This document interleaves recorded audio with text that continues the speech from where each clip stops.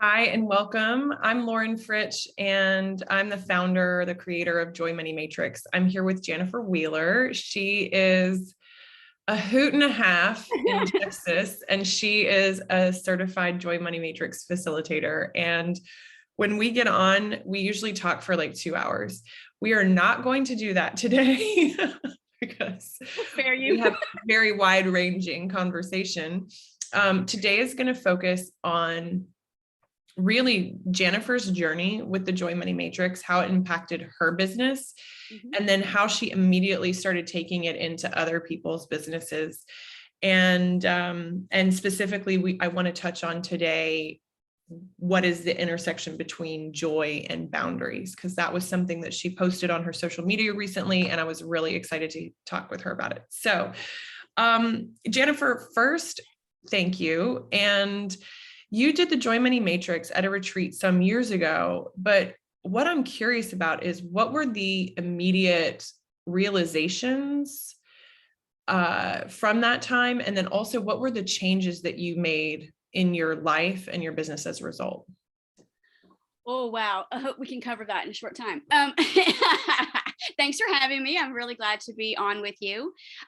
For me, first of all, I never really understood the difference between joy and happiness, right? They're always kind of combined with each other. And what I've learned is that they're actually just best friends. They're not separate. I mean, they're not the same. They're just friends. They're very close friends, but they're not the same. So once I began to understand that joy is not just a feeling, it's not just an expression, it's an experience. And it's an experience that you can own. It belongs to you. It's all mine. What brings me joy is not what brings someone else joy. And I find it's just been so powerful for me because it's given me a lens to look through and design my entire life around it. So not only has my business been built around the concept of joy as a strategy, but also my personal life. Because if you're an entrepreneur, small business owner, even if you work for for a company like my husband does, it's very difficult to separate work and home. And I think it's just stupid to do it unless you're putting that boundary in to preserve the space, create that buffer. But in terms of trying to think I'm one person at home and one person at work, it's not really the case.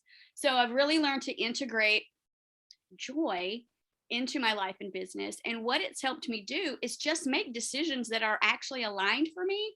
It makes it easier for me to say, no, I don't want to do that, or no, I don't need to learn that, or whatever it is, or yes. So it really helps me do better with those yes and no decisions. And if I feel on the fence, then it gives me a place to continue to think about it, to evaluate it, to analyze it.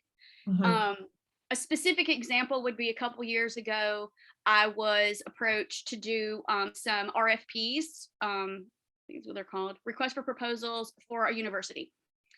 And I've never done that before. I mean, I've worked in education, so I feel like I've got a good, understanding of what they would need me to say, but I'd never done it before. And I thought, well, okay, this is an opportunity. Well, as I got into it and I started doing it, I realized this is not joyful for me. I thought it might be because it kind of hit some things in my personality and my business and my background. But ultimately, it was not joyful. So the guy was like, oh, let's have a conversation. And da da da da. I was like, no, I don't want to be involved with you on this. It's not joyful.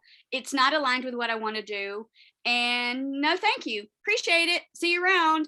And the old me would have tried to figure that out. I would have been like, okay, let's pursue that particular possibility of business. And I think as entrepreneurs, sometimes we feel like we have to choose any and every opportunity, especially if we're not financially earning what we want to earn or need to earn. Because then we think we got to hustle, we got to grind, we got to take every opportunity that comes in front of us. And I've done that and it sucked. And now I don't. And it's so much better. Like I'm not doing weird things that don't align with me. What have you given up? What conventional approaches to business have you given up as a result, other than not responding to RFPs?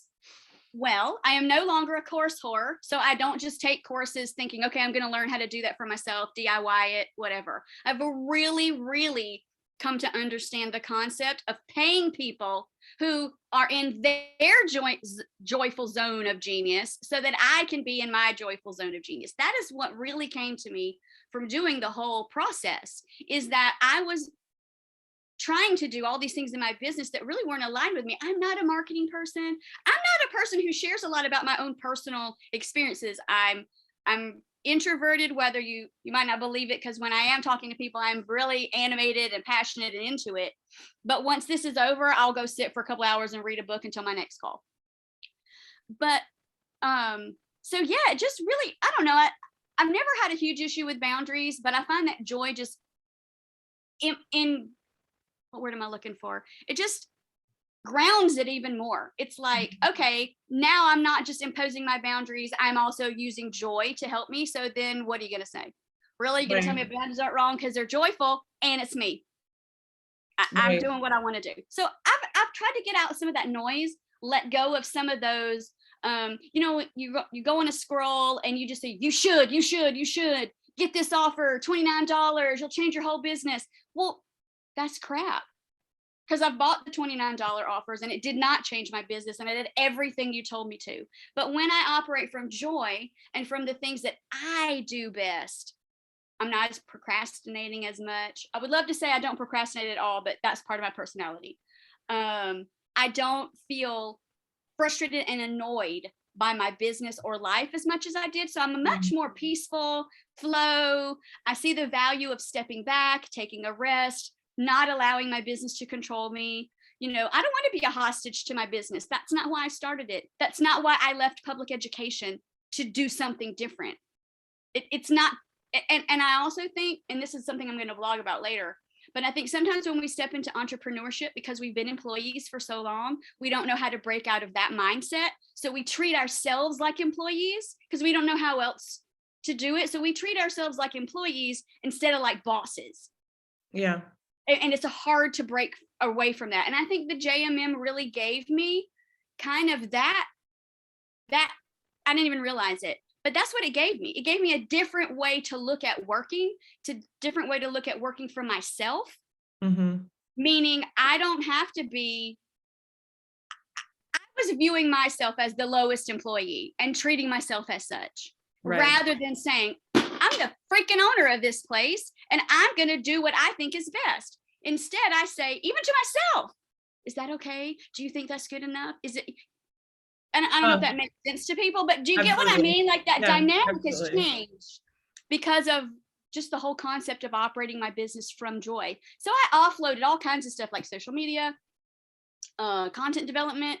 When I have things I need to apply for, like forms to fill out, I just forward it to my assistant. I mean, there is so much joy in typing in hq@janiferwheeler.com.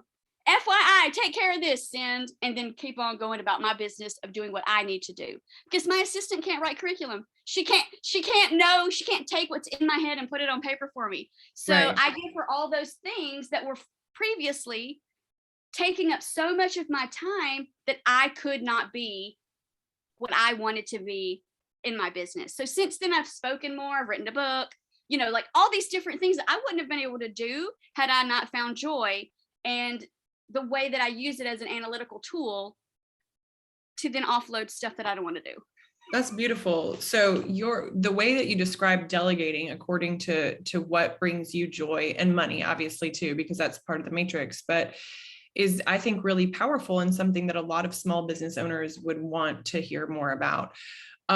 So for the purposes of today, Janifer is hosting a webinar on delegation soon with the VA group that she works with, which I'm going to be going to. I've never run a team as big as the team that I have now. And I'm looking forward to hearing more about that. And the thing, I just want to give context here, the thing about delegation, according to Joy and Revenue, is that a lot of the things that take up the headspace of the figurehead or the entrepreneur whose face and name are on the door of the business, those things are typically low value. And as entrepreneurs, they're low value and low joy. And so there's literally no value in holding on to them. And yet we do it. We still do it. And it is, I think, super powerful to hear what you're giving to other people, specifically marketing and social media. I know I have a stranglehold on those two things, but I will be following up with your marketing company soon. and Definitely. then the beauty of what you've been able to accomplish without those on your plate is really nice to hear about. You spoke a little bit about boundaries, but I'm curious, what boundaries have you been empowered to set outside of specifically business that have given you more joy and money? Well, I've always been a person, I think, who has not particularly struggled with boundaries. I feel very grateful and lucky that that is just a natural part of my personality. I am a Scorpio, for anyone who follows that. So that probably gives you a whole lot right there. Just like, that told me a lot about her. But you spend most of your life being told you're a bitch, that you're mean, that you're bossy, that all these negative things that are associated with being assertive and boundary driven. And I think I was just born that way because I have always had a sassy mouth. I have always been like, oh, you want to tell me what to do? I don't think so. And because, as a kid, people say, oh, you're so smart. That's what I would get. Oh, you're so smart. You can read and blah, blah, you're so smart. Well, then why are you second guessing all of my decisions? I realize I'm 5, but damn, you keep telling me I'm smart. So am I smart or what? What's happening here? And so that has always spurred me to be like, wait a minute. Plus I have a weird name. Everybody pronounces it wrong all the time. It's Janifer. It's not Jennifer. It's not misspelled. No, I didn't spell it wrong. That's my name. So you get to a place where you have to correct people or they're going to call you the wrong thing. So really, it's kind of evolved into, if I correct you, I want to know you. And if I don't correct you, I don't intend to have anything to do with you going forward because I don't care if you know my name or not. And I think that gave me confidence to speak up for myself, which is, I think, all you need to hold your boundary is that confidence to use your own voice. Now, that doesn't mean that all my life I've been able to do that, but in my personal situations, I am very boundary driven, and that has not been challenging. In work situations, that has sometimes been a challenge because I'm also a person who asks questions, which many people take to mean, oh, you're undermining my authority. Not true. I'm just trying to clarify what I'm hearing. Am I getting your point? So that I can perform appropriately, I need all my questions asked.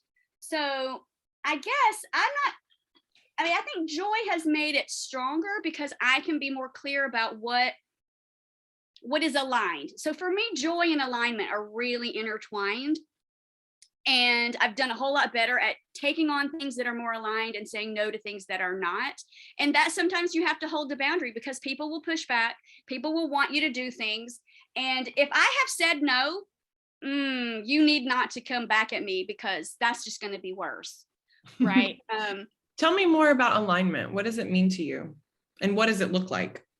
For me, it's working in my values. Like it's for me for taking on things that are aligned with my personal values, which I didn't really know what they were. You have this concept of values. What does that really mean? Now, when I discovered my values as part of my JMM process, it was like, no freaking wonder I'm a terrible employee. I'm not a terrible employee. I'm really actually an excellent employee, but no wonder I can't stay working for another person for a long period of time before I'm just like, how stupid are you? Like, why do I have to fix everything over here? And it's because freedom, it's my top priority. Like I have to have freedom. I need autonomy.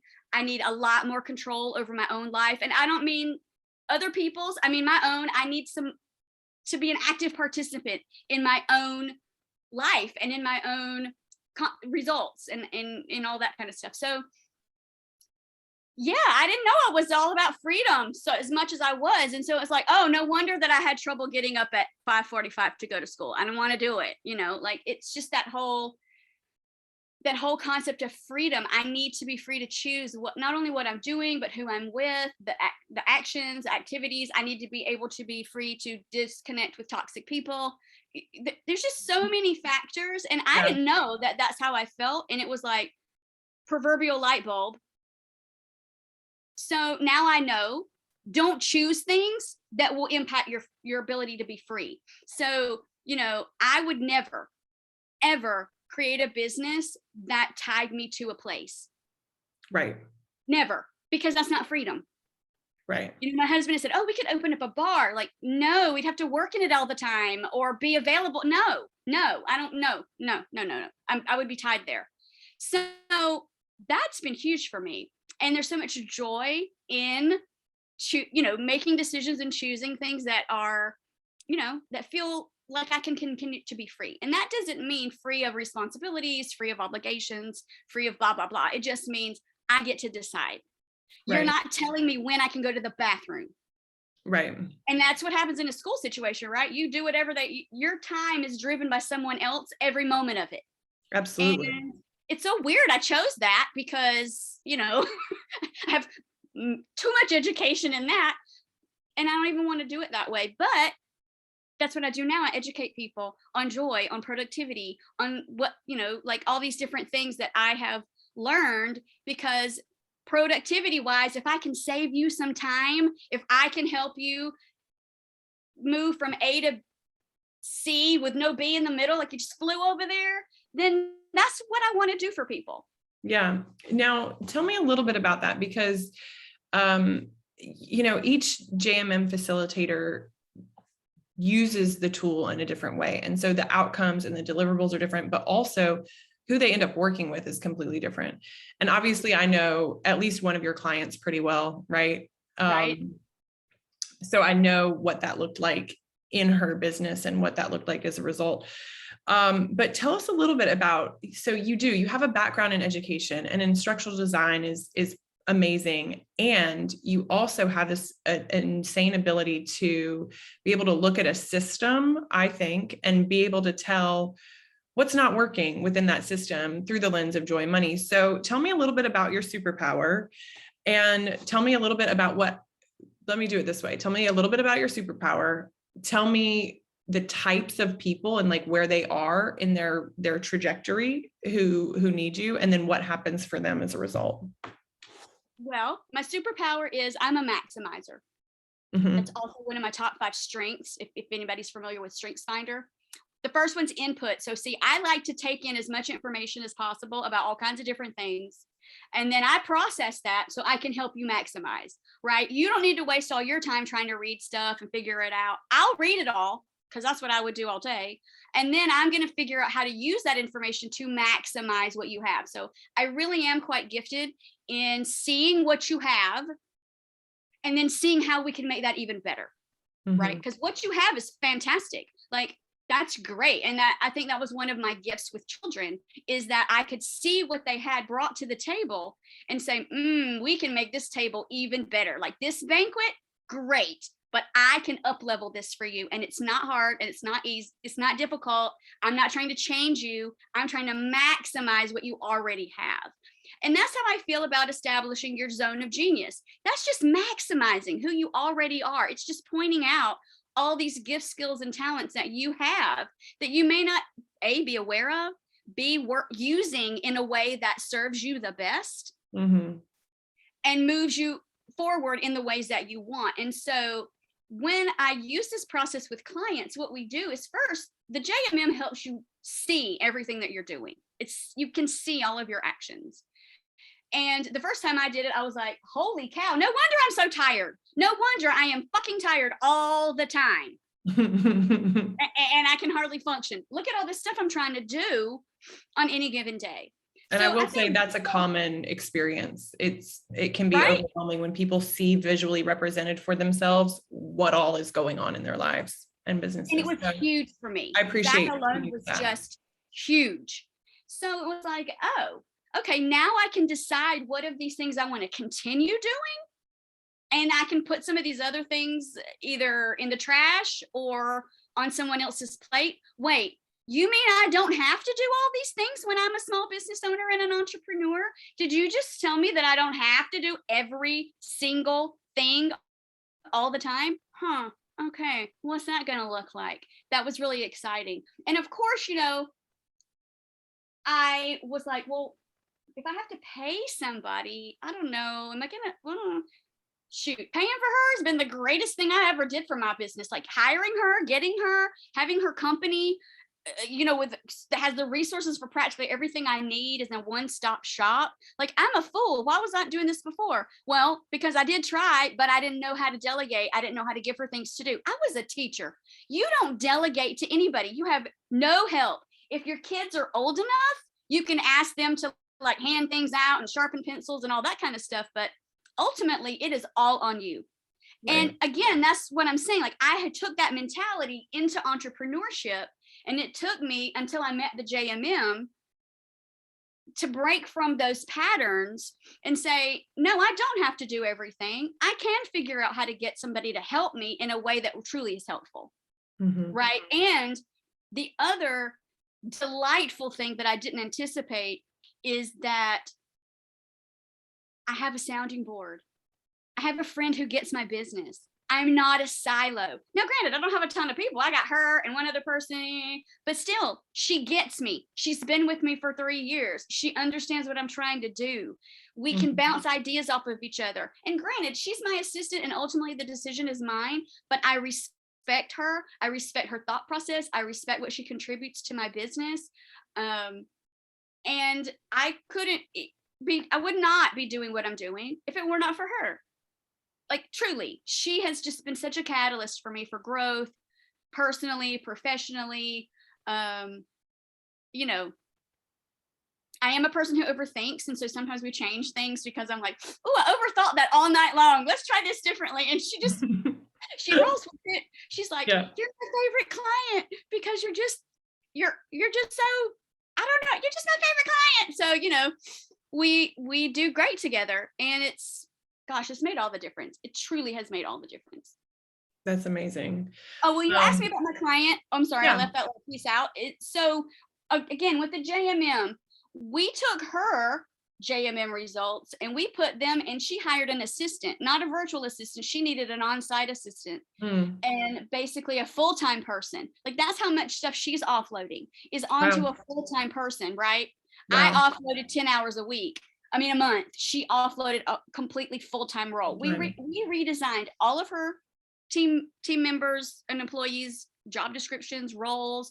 We redefined everything because she had a goal, and her goal was to not be 24/7 in her business. Right. And she has a business that is kind of a 24/7 business because it's global. So that means her employees are in multiple time zones. Right.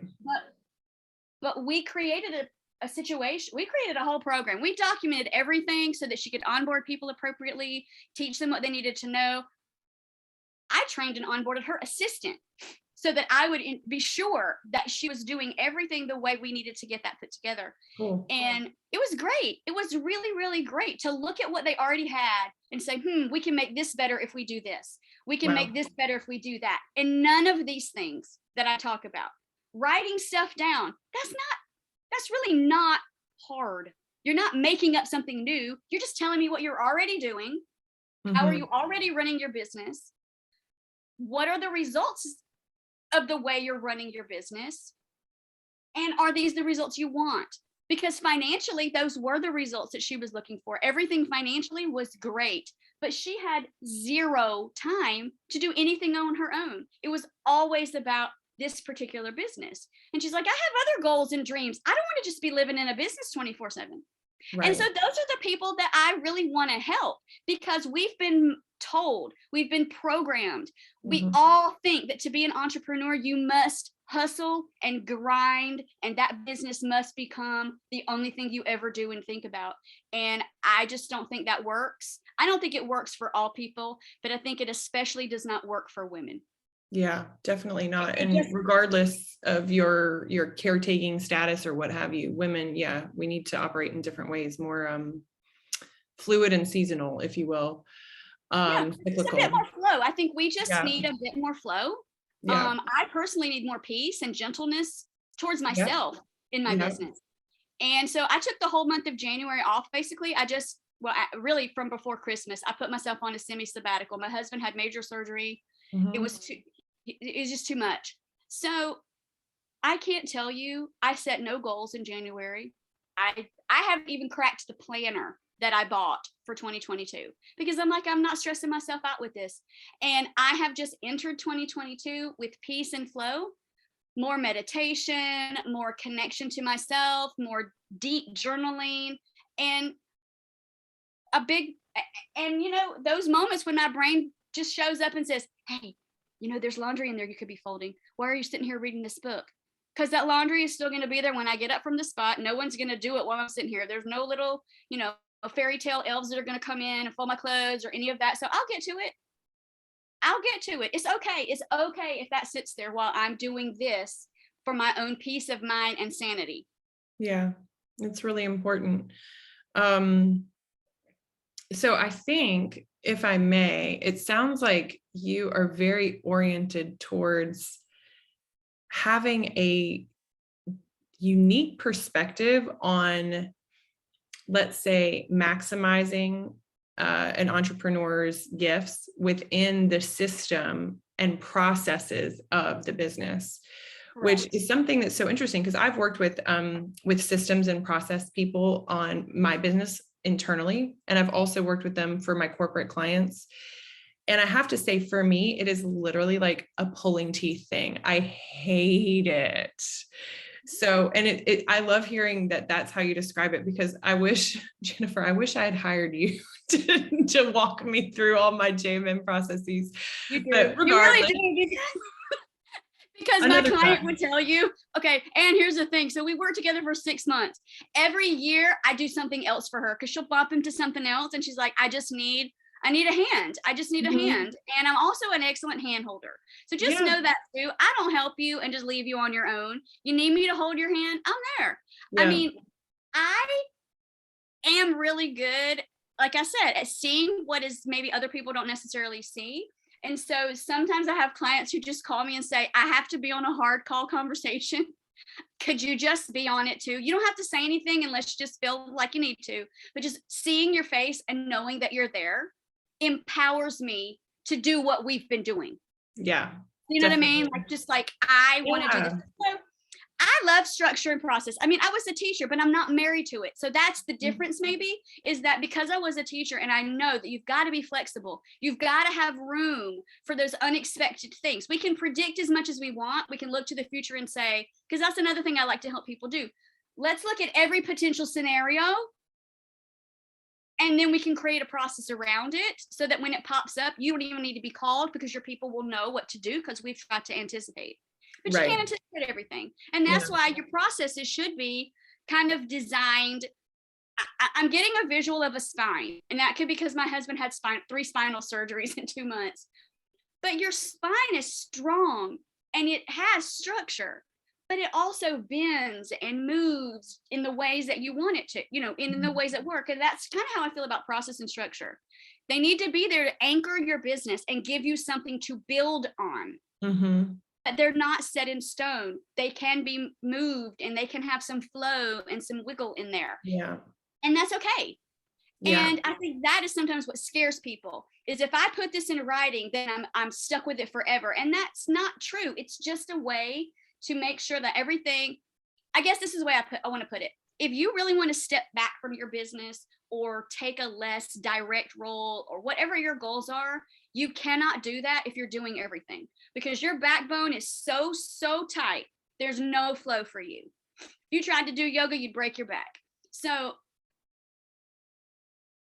it seems scary, but it's absolutely necessary if you want to step back. Your employees, the people that you hire, have to know what to do. So it's not fair to be like, yeah, I'm stepping back, and you leave no instructions, no guidance, no nothing, and just expect whatever they've been doing is going to be what they're going to continue. We've all seen that happen in various it goes to hell. I mean, I have worked with so many small business clients who don't have things documented, and it's just like, how are you even making any money at all? And I've gone in and audited for people and like gone through their processes and systems and found thousands of dollars in past due receivables because they didn't have a system. Wow. So go get that money. You just paid for me. There you go. There you go.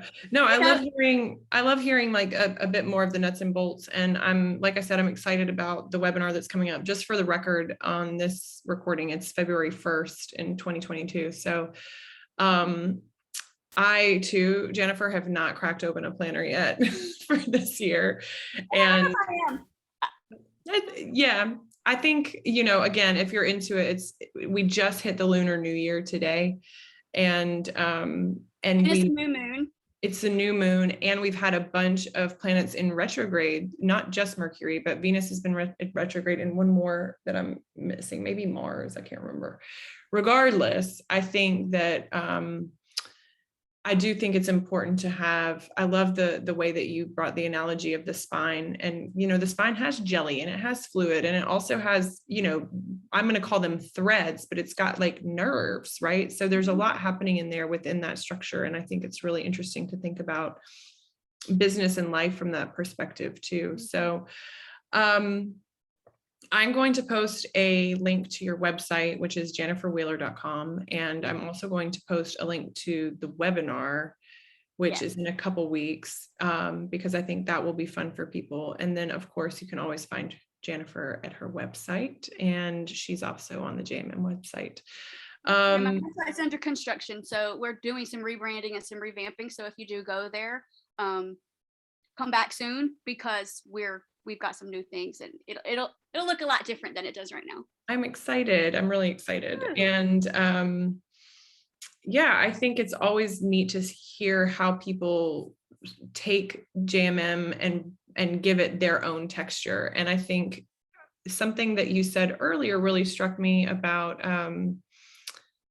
not doing things the way that you are accustomed to doing them. And obviously I talk a lot about conditioning and how can we shed our conditioning, right? And ultimately what you spoke to is one of the principles of the joy imperative, which is the permission slip. And if nothing else, it's a carte blanche permission slip to say, I don't have to do all those things anymore, and I can do it in a different way. And you specifically, you, Janifer, can come and support someone through that, and be sort of what I like to call a process doula, if you will. That is a someone who I'll have to send that over to my marketing people. How can we? Oh my gosh, like for all the hard stuff, and like, again, some stuff is hard for some of us, right? Like process is not my zone of genius, but if I had a process doula to hold my hand, then it would be way more fun. My process person, I tell you what, Janifer, it was like pulling teeth. I hated getting on those calls. It was so painful. I was just like, ugh. And whenever we encounter that kind of energy of, oh, it's not good for either one of us, right? And I think that you really exemplify that, and that you want to bring your verve and expertise to what you're up to. I want it to be joyful. Yeah. I mean, like, I say to people all the time, if it's not joyful, why do it? Yeah. And I'm not saying like, okay, I don't like unloading the dishwasher, so it's not joyful, so I'm not going to do it. Okay, that's just stupid, because then you're just going to have dirty dishes for days, and all that turns out college boy apartments. But that's not what I mean. But the big things, the deal breakers, the deal makers, all those actions and activities, that's what you have to have joy in. So if you don't have joy and what we're going to do together, that's okay, because I'm going to bring that joy to you, because really what's going to happen is I'm just going to pick your brain for all the information that I need, and then I'm going to actually help you do the work. So if you ask my client, I didn't just say, hey, you should go do this, and got off the call. I said, hey, you should do this, and I'm going to put this together for you, and I'm going to send it over, and if you think this is the way you want to go, then we'll just build everything based off that. How's that sound? Oh my God, that sounds great. You mean you're going to write the job description? Oh, hell's yeah. You're going to do the offer letter? You're going to put all that together and make me a template? Oh, hell's yeah. You're going to create swipe copy for me? Oh, hell's yeah. We're going to put all that in Google Drive, girl, and you're not going to have a thing to worry about. Oh my God, I love you. Right. That's joyful. That sounds so joyful. Right, because it's a partnership, whether it's forever or for now. I'm your partner in this process. So if I can't maximize you and help you see the value in your own self if I'm just, over there. Yeah, I love it. Well, it's always a joy and a delight to chat with you. So I thank you. And if you have any questions, of course, hit up Janifer. She's on social media. Someone else might be fielding those DMs, but If you send me a message on LinkedIn, I might be the person who replies to you. It could be Jamie, but she's awesome. And no matter which one of this you grab, we will be happy to help you, talk to you, try to figure out what we can do to make your life better. Yay. And I will see you on your Delegating with Joy webinar shortly. So I'll put that link in the description too. Sounds good. Okay, thanks. Bye.